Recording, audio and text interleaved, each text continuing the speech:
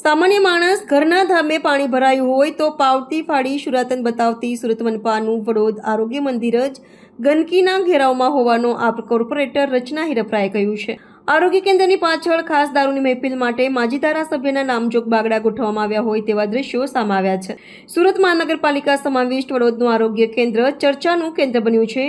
વાત જાણે એમ છે કે આમ આદમી પાર્ટીના કોર્પોરેટર અને વિપક્ષ દંડક રચનાબેન હિરપરાએ અચાનક વડોદમાં આવેલ આરોગ્ય મંદિરની મુલાકાત લેતા તેના દ્રશ્યો જોઈ ચોંકી ઉઠ્યા હતા।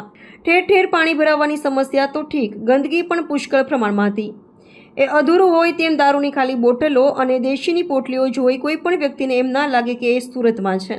રચનાબેન હિરપરાએ જણાવ્યું હતું કે આરોગ્ય કેન્દ્ર એટલું કુખ્યાત થઈ ગયું છે કે કોઈ પણ સારા ઘરની વ્યક્તિ અહીંયા ઈલાજ કરાવવા આવી ન શકે। માજી ધારાસભ્ય નામજોગ બાકડા અને એની આસપાસ દારૂની ખાલી બોટલો તેમજ દેશી પોટલીઓ જાણે કે રોજ રાત્રે તે જગ્યાએ દારૂની મહેફિલ ચાલતી હોય તેનો પુરાવો આપે છે। આરોગ્ય કેન્દ્રની આસપાસ જ ગંદકી હોવાથી અહીં પણ પુષ્કળ પ્રમાણમાં મચ્છરોના ઉપદ્રવ હોવાનું જાણવા મળે છે। સુરત મનપા સામાન્ય માણસના ઘરના ધાબે જો પાણી ભરાય તો તાત્કાલિક એને નોટિસ પણ ફટકારે છે અને દંડ પણ વસૂલે છે। ત્યારે ખુદ પાલિકાના આરોગ્ય કેન્દ્રની આસપાસ ગંદકીનું સામ્રાજ્ય છે તો કોની પાસે ફરિયાદ કરવા કે દંડ વસૂલવા જવું।